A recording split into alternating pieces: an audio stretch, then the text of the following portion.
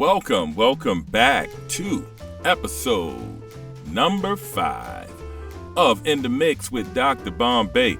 All right, so first of all, let me start out by saying that today I'm using the DAW digital audio workstation Cakewalk by BandLab. This is a free DAW. You can get it right on cakewalk.com and you can download it for free. It comes with its own plugins and some onboard things that you can use to get started right away. Now, the whole purpose, of these series are for you, the layman, who you might want to make some projects of your own, or you might want to do some vocals, or put down a 2-track recording and do a parody or maybe a serious song. This is a way for you to get started quickly without relying on AI to make your songs. AI is the devil. All right, so getting started. Now, I've done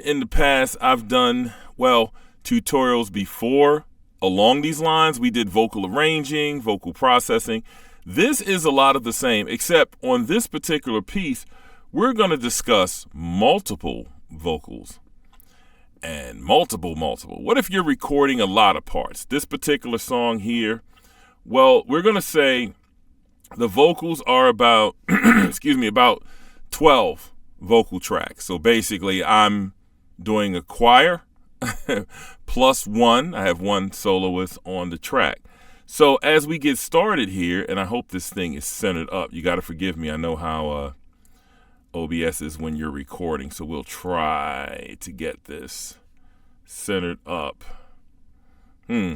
Not sure if you're seeing everything. Hopefully you are.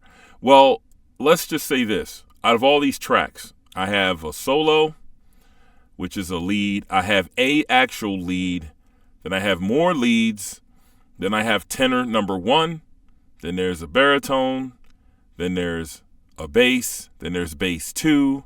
Then there's tenor 2.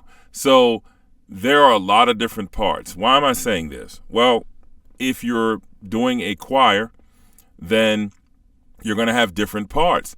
And the thing is with the different parts, let's see if we can drag this center here, is that, okay, that's strange. Okay, we're going to want to route and process these parts. Now, surely, I wouldn't expect any one individual, this is some automation here, I'll show you later. I wouldn't expect any one individual to go on and record 20 different tracks and put EQs and reverbs and process each track. What did I tell you previously? We want to narrow the workload down. So for instance, let's focus on a section. Let's say bass 1 and bass 2. Now, of course, there are multiple bass parts in this song. So what we do, we take all of the bass tracks, which I'm sorry, I'm going to have to keep switching this show. We take all of the bass tracks, all 1, 2, 3, 4, 5 of them, right? And we route them down from 5 tracks because I don't want to put processing on each single separate track, right? I want to put them all in one place. So how can I do that? I go here again, and I know I'm bouncing all over the place. I wish I had an indicator to show you. So these are my bass tracks here. Hopefully they're centered up. I'm going to try to center these on screen. Hopefully they're right in here. So now the first thing we want to do is also, like I said, gain staging. When you put all your vocals, we're going to set those to -12 dB, right? Just to get some gain staging done. And then we're going to take all 5 of these bass tracks and we're going to do what? We're going to send them down to a bus. One bus, bass bus. Right in here. Actually, correction. I have 3 buses. And there's a reason for this. I have multiple tracks on the bass parts. I consolidated them a little bit. I brought them down to here. And then, I'm sorry, my apologies. We go to the bass bus, and I feel I should be shunned because I didn't label these buses. See, I call it back bus number 5. This is where my bass is, right? So let's go find a part in a song where there's some bass. All right, so let's say how about in here? and ooh, on the street. Sounds crazy when it's soloed out, when it's by itself, don't it? And some of those on the street. Some of those notes sound like they're off, don't they? But see, when together you can hear the dissonance that we create. So everything is coming to the bass bus here. So I have my noise gate on, right? Because when the sounds are off, we don't want anything bleeding through. We don't need any live mics. Now let me start out by saying I made a fatal mistake when I recorded this. Number one, I recorded it in my voiceover setup, so it's pretty quiet. However, I had the HVAC running, right? I thought I could just cheat and get away with it. I can filter it later. Big mistake. The reason why is if you're doing one track and there's a slight hum, low frequency hum in the background, okay, maybe you can get away with that if you're doing a voiceover, right? I still would turn it off. However, what happens when you have 22 tracks all with the same hum? You're going to get a buildup. And then now you're going to have something that's going to sound very muddy and messy. Same thing with frequencies. When you're EQing, you're going to end up, everything sounds good as soloed out tracks, but then when you turn them all on, you have this buildup of frequencies, right? So you're going to always want to filter those out in the chain. So we have on our track here, we have the SSL. That I love this channel strip. It reminds me of the old SSL consoles. So again, we're soloed out. So the first thing, what we can do with this console. Now, of course, I know it looks a little bit complicated. It's like a space shuttle. But really, it's quite simple. We have here our filters. We have here our EQ, our high mid frequencies, high frequencies, low mid frequencies, and lows. It also has a built-in compressor and noise gate, which I don't use the noise gate. I use the external one, even though I probably could save some time and save. And again, back to why I said you don't process all 22 tracks individually. Imagine if I put this plug-in on 22 tracks. Your computer is probably going to slow way down because it's a whole lot of processing. So another reason we like to route things to buses is because we want all of our tracks for bass on one channel. So here, we apply a filter. I'm going to roll off some of that top end because I don't need basses, doesn't need it top end. So I'll take it at about 10,000 here. And the same deal. I'm somewhere in the 60 range. Now you can play something back of the signal and just kind of roll this knob up and down.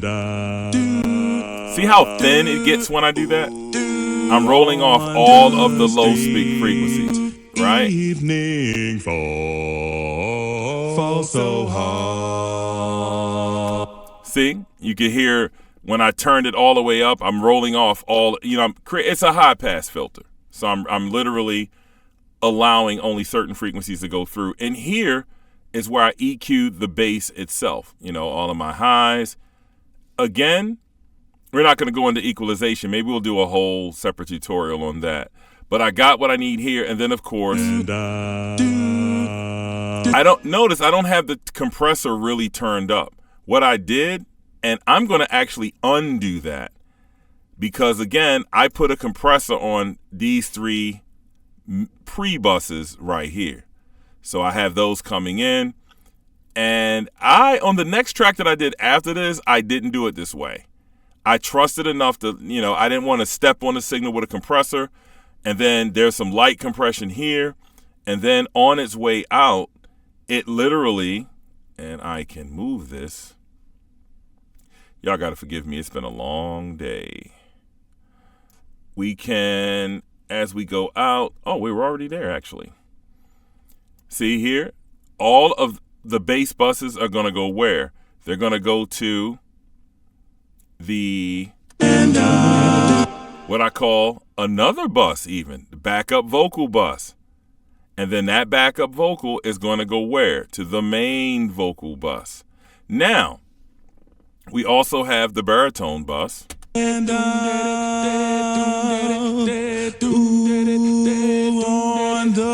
street.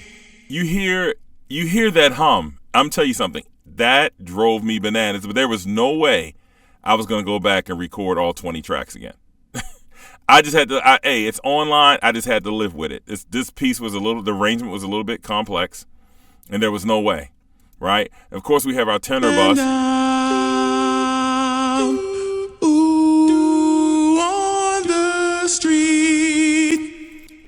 Same thing. We're going in. We're going to route all of our tracks in the same range. The tenors all to one bus. Second tenors all to one bus, baritones all to one bus, leads all to one bus. There's no lead on that part? Am I to believe that? When evening falls, it falls so hard. Ooh. That pitch is wavering a little bit. There's a way you can fix that. Actually, I turned it off. Right? You can use Cakewalk. Well, we're not going to go into this today, Melodon. I use that more of a tool to actually let me see where my vocals are. And you can move things around. You got to be careful, though, with changing notes. I'll show you that on the next tutorial. Like if you want to get heavy into the vocals and stuff, because you can kind of tune a lot of things. So let's go to another part of the song where there's a lot of busyness. Oh, if you need a friend, I'm sailing right behind like a bridge. What does each part sounds like soloed out, right? There's a lot of movement in that. Took me a while to do that. Hey, if you're gonna go that deep into something, y'all better be making some money, man.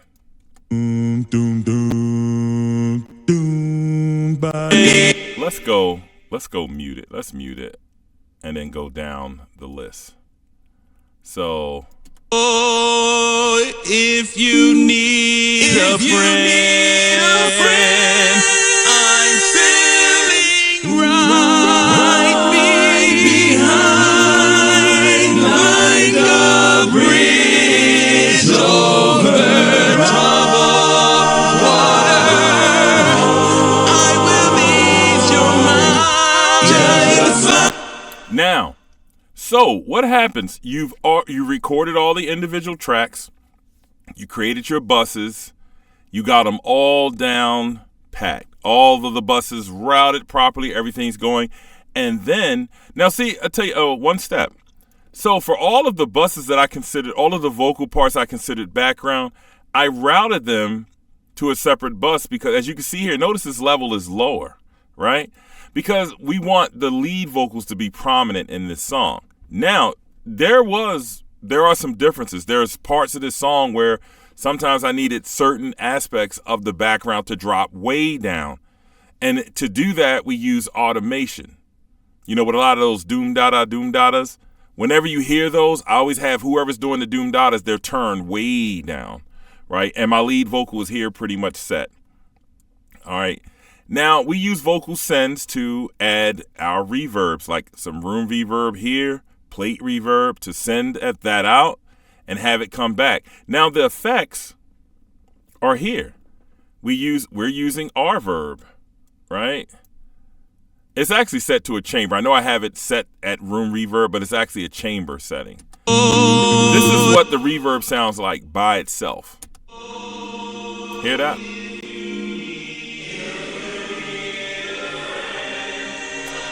Now, that reverb, I hear a lot of you, and this isn't a dig, I hear a lot of you record your vocals, and you have the reverb on top of the main signal, right? So basically all of the signal is going through the reverb. And the problem with doing it like that is, one, it washes out your vocals. Two, it pushes the vocals to the back of the mix because now this reverb is swimming. What I do, number one, also, I will use a send, right? So as you can see here, these buttons. Now, by the way, this is Cakewalk Band Lab. You can do all of this And by the way, Cakewalk BandLab has built-in reverbs. You don't need to buy the plugins. So what I'm doing, I'm sending the signal from the background vocal bus and the lead bus over to this reverb. And then from this reverb, as you can see, hopefully, let me center that up.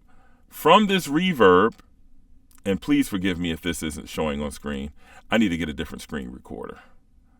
All right, let's try. We can't move over any further. From this reverb, I send this process signal back to where? I'm sorry, y'all. You got to forgive me. Limitations.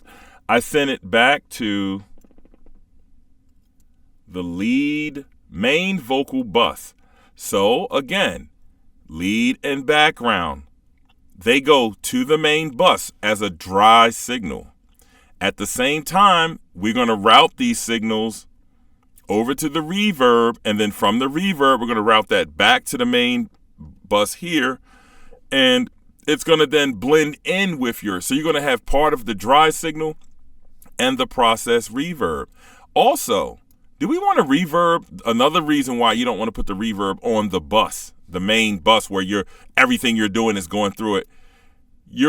When we do the reverb here, we're not processing lower frequencies. See, I'm at about 90. Where is this? 98. And here, everything above 9400 or so is not processed. So I don't want to reverb the bass. I want that to stay in the middle, stay solid. And that's what we do here with this reverb, and then everything comes back. So what does it sound like? We could turn, and that gives us the ability, we could turn the reverb off, just hear the dry signal. Oh, if you need a friend,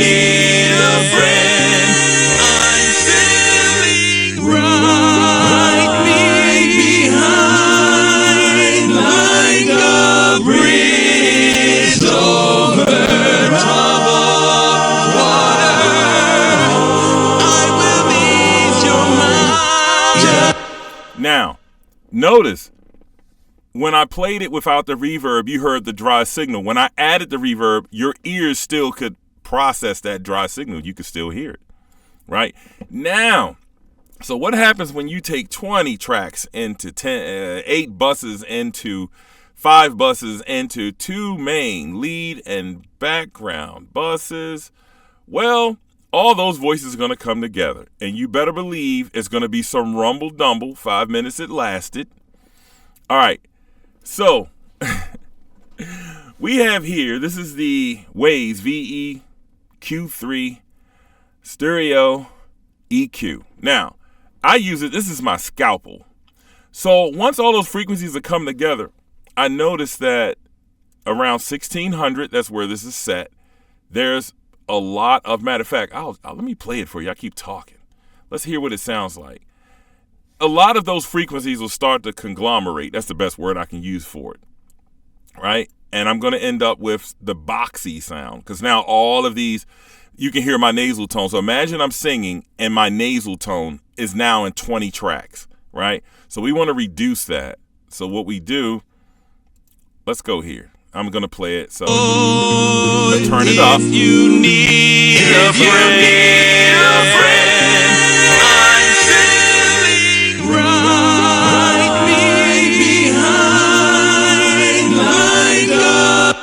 So I got rid of that nasalness, because all of that, remember, you're adding and subtracting. You're adding 20 tracks, you're bouncing it down to 8, bouncing it down to 5, bouncing it down to 2. All that whole choir together is going to be a lot of nasalness, right? And then here, I didn't do any cuts on the 60 range. On the 12,000 hertz, I did like a -1 dB cut. I also did 7 on 1600. I would say 2, but I've compensated for this later. If you make a major cut like that, you can take the output and turn it back up equally. And then, of course, I use my vitamin, my process. This is a bit of a equalization sound maximizer. I like the sound of it. And then, of course, I'm using Chris Lord Algae CL2 compressor, which is my final compressor at the end. I like the sound of this, But you got to understand, too, when you're using a lot of compressors in succession, remember, well, why not just use one big compressor and just smash everything all at once? Well, it's going to sound compressed, right? So we take little bitty bites. We take, after we get to our first bus, we have some compressors. Take a little nip out of it. Then we go to the other buses, take a little nip out of it. Then we get to the final master boss compressor here, and we do about -1 dB in reduction on the way out. Oh, if you need a friend. 1 to 1.5, right? Now, the thing is, though, with all these compressors, they can sometimes affect your frequency as well, and they'll create a lot of sibilance. So, creating a sibilance, I'm looking for one part of the song that has sibilance.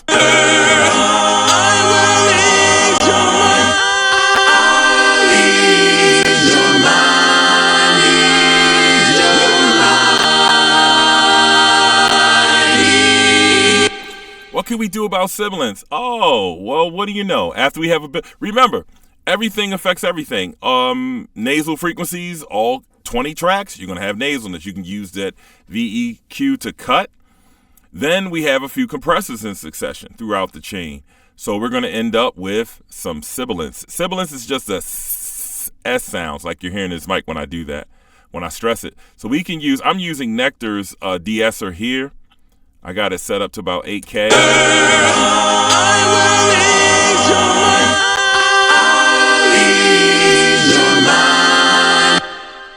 Okay. Not a lot of sibilance.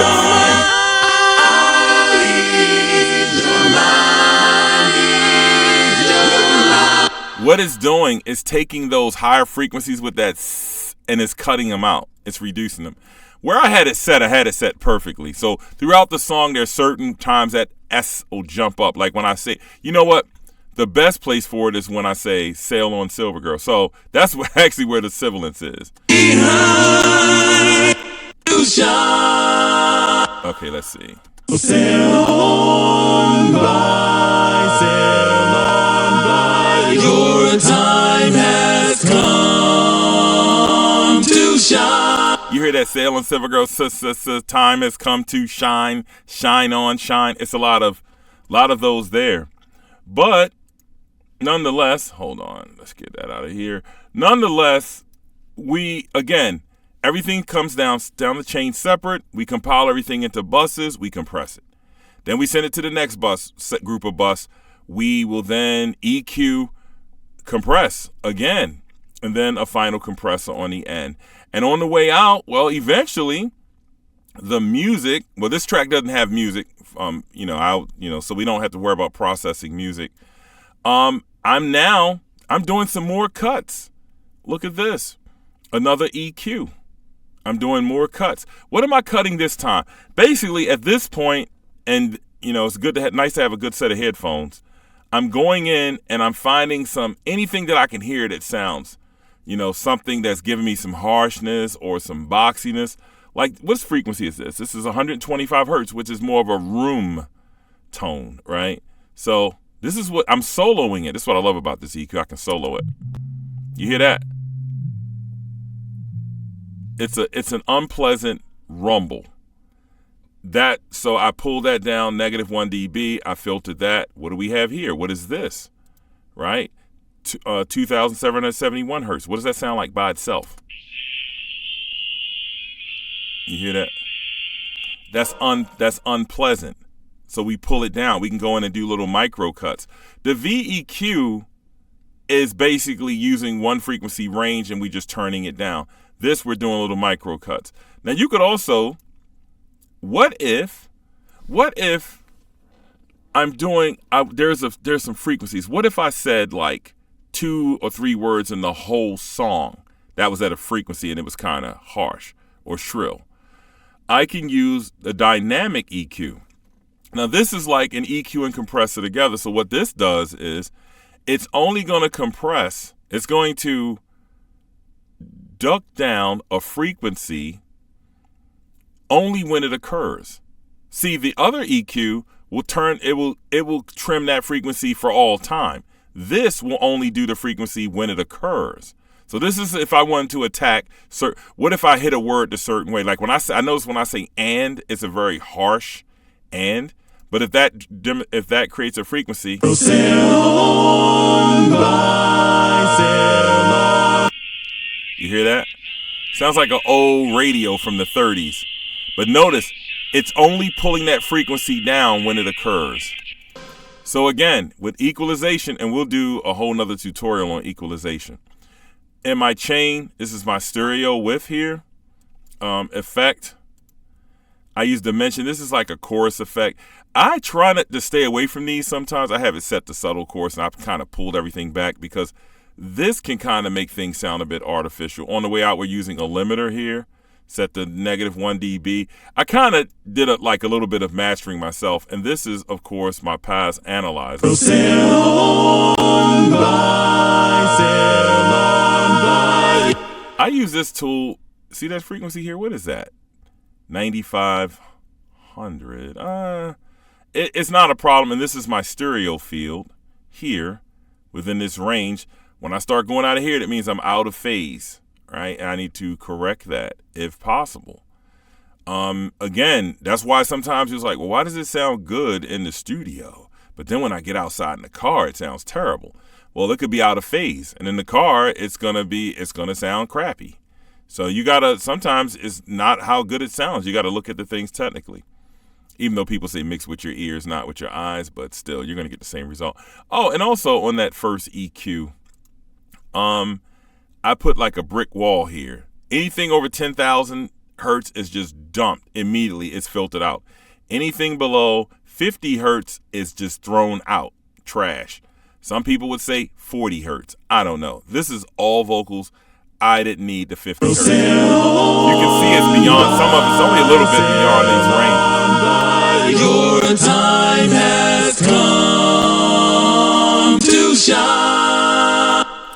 So, I mean, it's pretty much, it's simple. You know, it's the same process. You notice I say in every video, all of the vocal tracks, we're going to divide it up. I need my baritone, I need my bass, I need my second tenor, first tenor, and such. Now, there's an extra part of this song. There's a solo, right? Let's find that here. That's on this part. This is what you didn't hear. Sometimes what if I wanted to do a collaboration with somebody, right? Well, how do we do that? They send you a vocal and you do the collaboration. Well, what if the vocal isn't 100% processed? What do we do?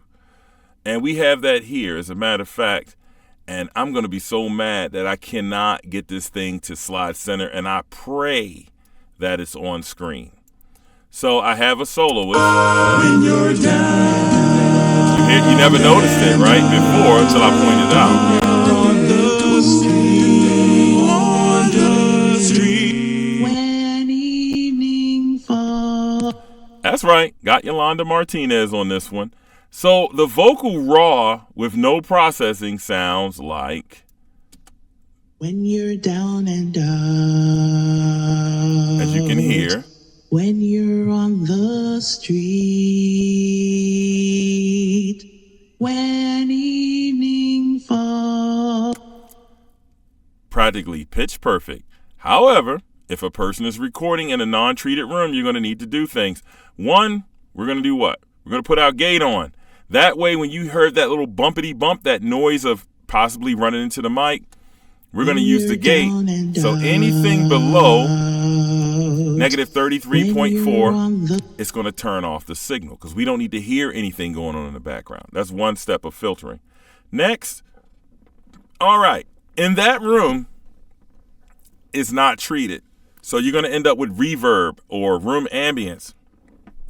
Waves makes a plugin called Clarity D-Reverb. It can literally take the reverb out of a signal or room, right? So we turn that on. When you're down and turn it down, right? We turn it on. When you're on the street. Now, I turn it up. Notice the signal becomes the signal.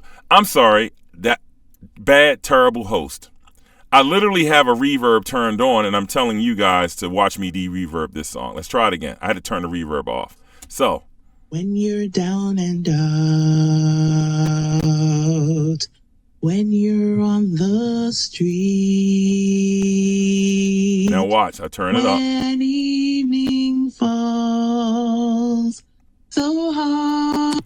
It dries the signal. It's any room ambience, it's going to pull it right out. Next, we have Waves Clarity. Now these plugins you have to pay for, right? If you can get your hands on them.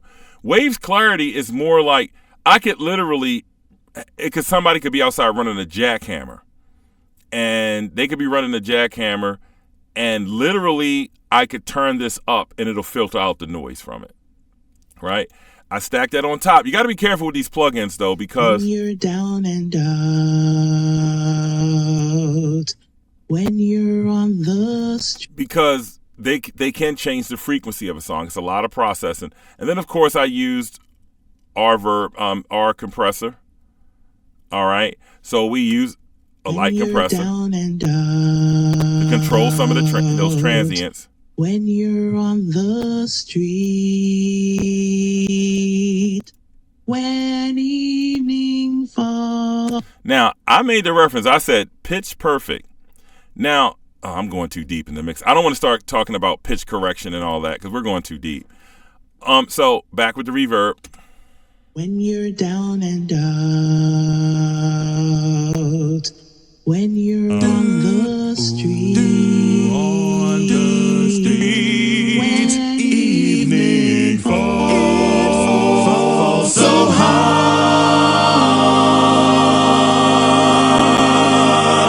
I will comfort you, I'll take your heart.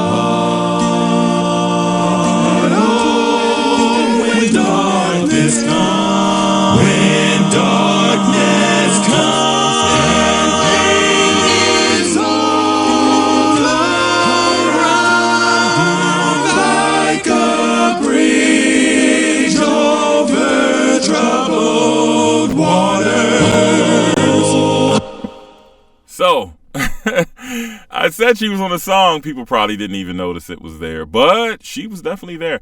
I needed that vocal because for some reason, when I recorded mine, my lead sounded like it was all the way in the background, and I, for the life of me, could not figure out because I had so much stuff going on. I even attempted to use automation, which you can do here, to turn my lead up. So you can use automation and turn things up and down on different parts of the song. We'll get more into that in the lesson about arranging. All right, y'all, how I get this back? Okay. There we go. All right. So now some of these notes, man. Let's see.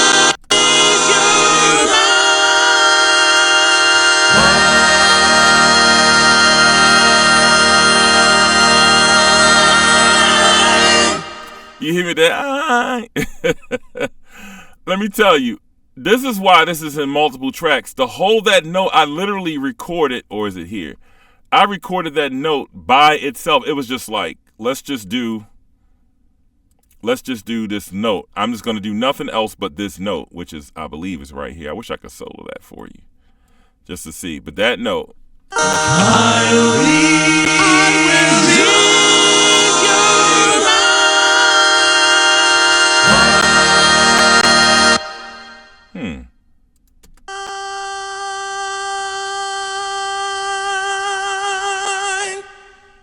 Was that it? I'll ease your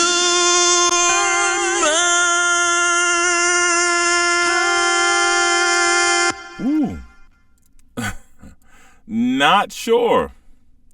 But nonetheless. I'll ease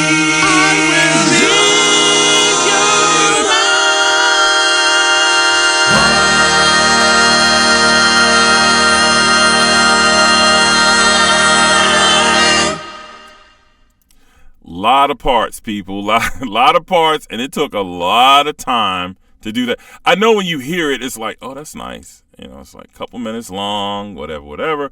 But, you know, a lot of moving parts. You know, but again, I don't expect you to do anything this complicated. I just wanted you to know what's possible. Maybe I'll do a tutorial where I won't use any external plugins. I'll just do it all from on board. This is a pretty powerful tool, you know. So again, a lot of you have talent. A lot of you like to record, you know, things. And if you are recording in your iPhone, we're not going to say his name. If you're recording in your iPhone, you can use some of these plugins to kind of clean up that signal. So that was Bridge Over Troubled Water with me and Yolanda Martinez, a.k.a. YM, dropping it down. And, you know, so hopefully you got something out of this. Hopefully it's something that you can use. Check out the song. It's on my channel. We're part of my Heal the Sector Peace tour. And let me know what you think if you haven't already. Didn't get a lot of play with that one, but like I said, I'm still proud I was able to get it done. And I've been challenging myself as far as trying to I'm learning vocal arranging, learning different things. That arrangement is I gave the credit to the individual. I'm trying to just expand my horizons, which I think you should do too. And I think you should make some music and you should just take a 2-track instrumental and you should just go for it and sing your favorite Anita Baker, Sade, or whoever it is you want to do. And just, you know, teach yourself a new skill. And like I said, I don't mind building with you. We can collaborate. And that's pretty much it for this particular episode of In the Mix. What are we, episode 5 or 6? Forgive me. Bridge Over Troubled Waters, vocal arranging and processing. All right. So thank you for listening. Thank you for tuning in. I am Dr. Bombay, and I leave you with the words of peace and tranquility. Namaste. I will ease your mind. Just the cycle.